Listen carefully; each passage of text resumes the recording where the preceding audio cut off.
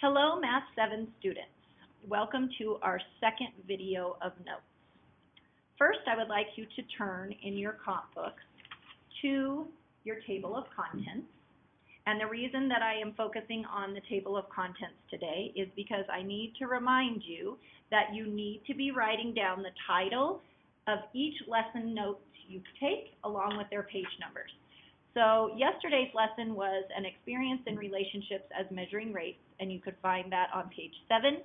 Today's notes are called proportional relationships, and we're going to find that on page 10 in my comp book. So I am going to turn to page 10. Hopefully you are writing that down in your table of contents, and now we are going to begin. So here is page 10 of my comp book. And like I said, our lesson for today is proportional relationships. Our goal for today is, today we are going to learn how quantities are proportional to each other. You know what quantities are because we've been working on that for the last couple of days. Proportional may be a new idea for you. The question that I want you to be thinking about is, what does the constant do to a quantity to make it proportional? Constant is the vocabulary word I want you to be thinking about, and again, this word proportional. We've heard it twice now, so hopefully by the end of this lesson you'll have a clear picture of what proportional means. All right, we're going to open up our practice today with a task. The task is that 4 kids bought some frozen yogurt. They had to pay the cost per ounce. The table shows their cost per ounce. So we made a table below. The table that you see in front of you is a table of rates. The rate is cost per ounce. So we're comparing the amount of money that it costs to buy the amount of yogurt in a cup. So this yogurt cup has 12.5 ounces, and a child pays $5. This yogurt cup has 10 ounces of yogurt and pays $4. This cup has 5 ounces, and the child pays $2. This cup has 8 ounces, and the child pays $3.20. So there's 4 different children, just like it says up here, buying yogurt. The question that you need to answer is, does each kid pay the same cost per ounce? So we have to figure out, using the tools that we know, what does it cost in each one of these children's cups if there was only 1 ounce of yogurt. Okay? So what you need to do is you need to figure out what would 1 ounce of yogurt cost if I paid $5 for 12.5. What would 1 ounce of yogurt cost if I paid $4 for 10? What would 1 ounce of yogurt cost if I paid $2 for 5 ounces? What would 1 ounce of yogurt cost if I paid $3.20? So we do know how to do this, okay? And basically what you have to remember is that you are going to use the multiplicative property to solve. So basically, you are identifying the unit rate for this yogurt cup. So we're trying to find per 1 ounce. So the question we ask is, how do we get from 12.5 to 1? You should be thinking inside your head right now, we need to divide by 12.5. And if you were thinking that, then you are correct. The multiplicative property states that what you do to one side of a quantity, you have to do to the other. So we're actually going to take both amounts and divide them by 12.5. 12.5 divided by 12.5 gives you 1. Now we need to figure out mathematically what is 5 divided by 12.5. And hopefully you remember from 6th grade that you are not allowed to take a whole number and divide it by a decimal. First, you have to change the decimal into a whole number. Right now it's 12.5. Last year you learned that to take a decimal and turn it into a whole number, you have to multiply it by a power of 10 that has the same number of decimal places.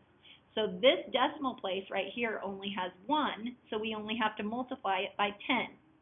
So if we multiply 12.5 times 10, then we get 0, 0, 0, we get 5, we get 2, we get 1, add those two together. Now we have 0, 5, 2, and 1. Put your decimal place in there, and lo and behold, this is our new whole number. So our new whole number that we are dividing is 125 goes into Now, remember our rule of the multiplicative property. What you do to one side, you have to do to the other. So now we have to take 5 and multiply it by 10 as well. And when you do that, you get 50. So our new problem is 50 divided by 125. Now some of you are going, oh, well, we can't necessarily do that because 125 is a lot more than 50. We can. We just put the decimal point where it belongs, which is at the end of the ones, which is 0. And now we have 125 goes into 50. Well, does 125 go into 5 by itself evenly? Nope.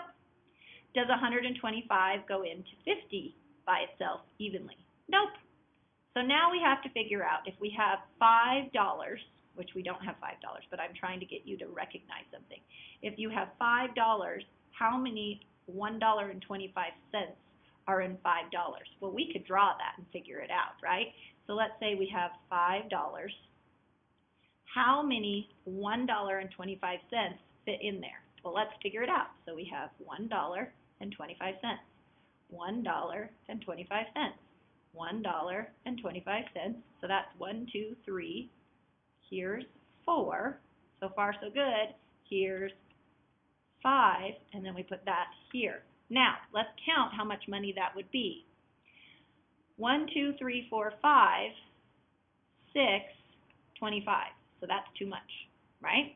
So how many, instead of it 5 times, how many times will it go in evenly? Well, only 4 times will go in there. So we're going to do 4, okay? What's 5 times 4? 20. Regroup the 2. What's 4 times 2? 8 plus 2 is 10. Regroup the 1. 4 times 1 is 4, plus 1 is 5. Oh my goodness, we found it. Okay, bring down one more 0. So how much cents or how many times does 125 times something to make $50? 40 cents. Does everybody see that? So we know that 1 ounce of yogurt for this child cost 40 cents. So in your comp book, you could write 40 cents per 1 ounce of yogurt. Okay? I hope that wasn't too confusing for you. Let's try the next one. So we have $4 for 10 ounces. Now, we're trying to figure out how to get to 1. So, how do we get from 10 to 1?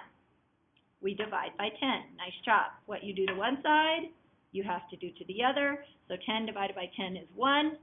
4 divided by 10 is 4 tenths. Okay, turn that into a decimal. What is 4 tenths? 0 and 4 tenths. Oh, turn it into money, and that equals what? 40 cents. Oh, so this one is for the child who spent $4 for 10 ounces. We now know that 1 ounce cost 40 cents. Huh. So 40 cents here and 40 cents here. So far, so good. Yeah? Okay, so now let's try the ratio child who spent $2 for 5 ounces. We need to figure out how much it costs for 1 ounce of yogurt. So how do we get from 5 to 1? Divide by 5, divide by 5. 5 divided by 5 is 1. 2 divided by 5 is 2/5. Oh, but we're trying to make it tenths. So we could say that 2/5 is the same as 4 tenths. Oh, well, how much money is 4 tenths? Oh, it's 40 cents. Huh. So we know the child who paid $2 for 5 ounces will also pay 40 cents for 1 ounce. So far, so good. All right. So now we're down to the last child. And the last child ratio was $3.20 for 8 ounces. $3.20 for 8 ounces. So now we have to find out how much it would cost for 1 ounce. How do I get from 8 to 1? Very good. Divide by 8. Very good. Divide by 8. This one might be the easiest problem on the page. $3.20 divided by 8. 8 goes into 3 0 times. 8 goes into 32 4 times. Boys and girls, check it out. How many times does 8 go into 0? 0. How much cents does it cost this child for 1 ounce? 40 cents. Okay? So now, the question was, Does each kid pay the same cost per ounce? The answer is yes. How much do they pay? Everybody. 40 cents per 1 ounce. Got it?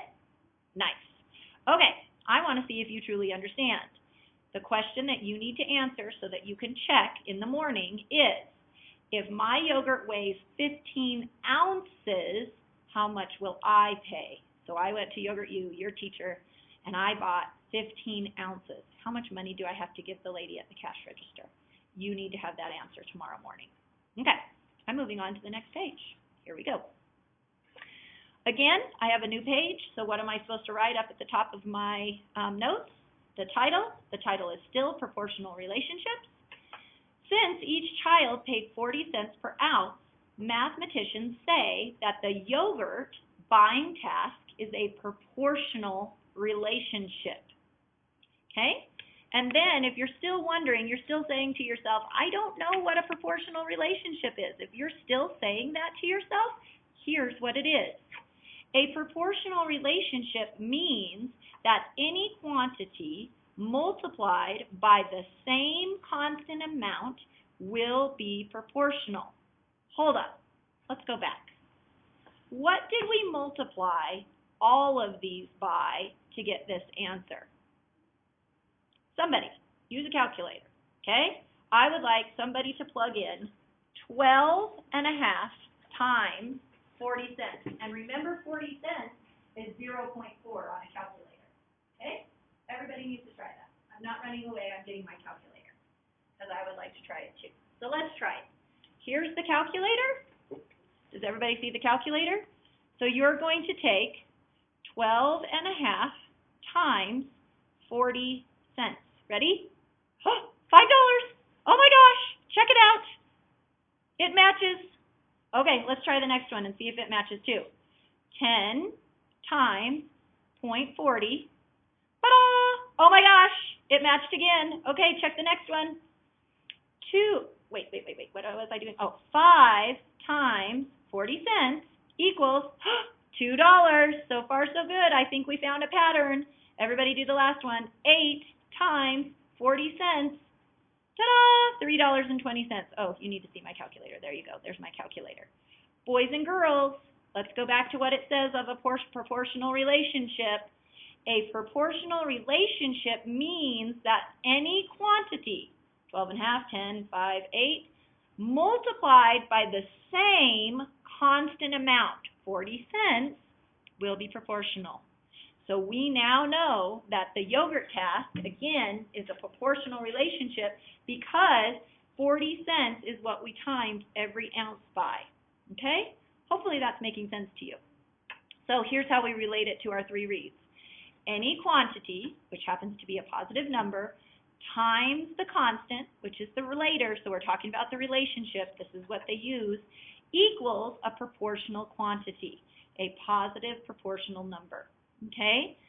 So another way to write that to help you remember is x times m equals y. A positive number times the constant rate is a positive proportional number.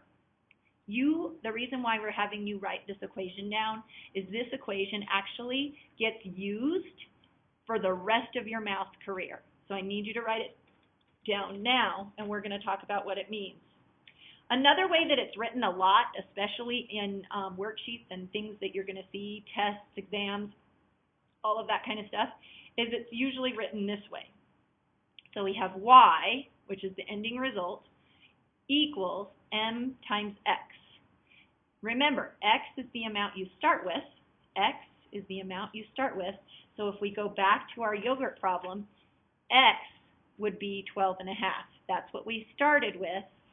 M is your constant. The constant in this problem was 40 cents. And y is the amount you end with. So $5 is what we get. So again, x would be 12 and a half. M would be 40 cents. 5 is the y. Let's do this one. X is 10. M is the 40 cents. $4 is the y. X is the 5. 40 cents is the m. $2 is the y. 8 is the x. 40 cents is the M, and $3.20 is the Y. Okay? Again, let's go over it one more time to make sure. X is the amount you start with. M is the constant that you multiply it by. Okay, so it's called a constant rate of change. And then Y is the amount you end with, or the answer. All right? Hopefully that makes sense. Clear as mud. Yes? You're supposed to laugh. That was a joke. Let's try it. Look on the next page. Okay, one more page. Let's see. You ready? This one's a long one, and this is the one where you are actually going to do some math and figure this out. Boys and girls, we're almost done. This is the last page of your notes. Can you believe it? All right, let's check it out. Proportional relationships. That's our title. Again, you have to have a title on every page. The task this time is to tell me calories burned while jumping rope. So if you recall in class, I made one child do sit-ups, and you had to figure out the rate of their sit-ups, so how many sit-ups could they do in a certain amount of time. Well, today, instead of doing sit-ups, you guys are going to do a task where you're talking about the number of calories burned in a certain amount of time. Okay? So if we have 0 time, how many calories are burned? 0, because you have not jumped at all. Remember, you're jumping rope. You're twisting the rope for the amount of time that it says. So this one now says 1 minute. So we're going to have a kid with a jump rope. He's jumping for 1 whole minute, and by the time he gets done of that 1 minute, the number of calories that he burned was 11 calories. Are you starting to understand this chart? This chart, by the way, is called the double number line. They are fabulous tools to help us. Okay, let's keep going. If you have 2 minutes jumping rope, the number of calories that you burn is 22 ounces. How many of you are starting to notice a pattern? This increases by 1. These increase by, think about it. What do they each increase by if it goes in order? Very interesting. 3 minutes? How many calories burned? That's your question that you have to answer for tomorrow morning. 4 minutes, there's 44 calories burned. 5 minutes, you have to figure out that one. And then we're switching it up on you to make sure that you're paying attention. What if they tell you that there were 88 calories burned? Your job is to figure out how much time it took. Okay? All right, so here are the other questions. So you need to fill in those 3. And then here are some follow-up questions that I want you to answer as well. Some of them are the same. Let's see. The first question says, is the number of calories burned proportional to time? So what I want you to think about this is there a constant amount that you multiplied everything by to get the answers down here? So 1 times what number got you 11? 2 times what number got you 22? 3 times what number got you what number? 4 times what number got you 44? 5 times what number gave you what answer? So is that thing that you're multiplying each one of these by, is it the same? Is it constant? Is it the constant of proportionality? After you figure out if they are proportional, you have to tell me why. How do you know? Okay? And then the next question that we have listed here is how many calories were burned in 3 minutes? You already know because you did it up here. In 5 minutes, you already know because you did it up here. And then our last question, how much time was needed to burn 88 calories? You already know the answer because you figured it out up here. Boys and girls, we are finished. Okay? The only thing that we need to do before we close our notes and say goodnight is go back to the very beginning of our lesson, and we need to answer this question. What does the constant do to a quantity to make it proportional? What does it do? Remember, the constant is the same amount multiplied to every different number. For example, in the yogurt store, it was 40 cents. So if you had 12.5 ounces, you times it by 40 cents. If you had 10 ounces, you times it by 40 cents. If you had 5 ounces, you times it by 40 cents. If you had 8 ounces, you times it by 40 cents. So remember, the constant is the same number that you multiply every different quantity by. So what does that constant do to a quantity to make it proportional? Think about it. It's kind of an interesting answer. All right, my darlings, I hope that was good. I hope you understand. Thank you for being patient listeners, and I will see you all tomorrow.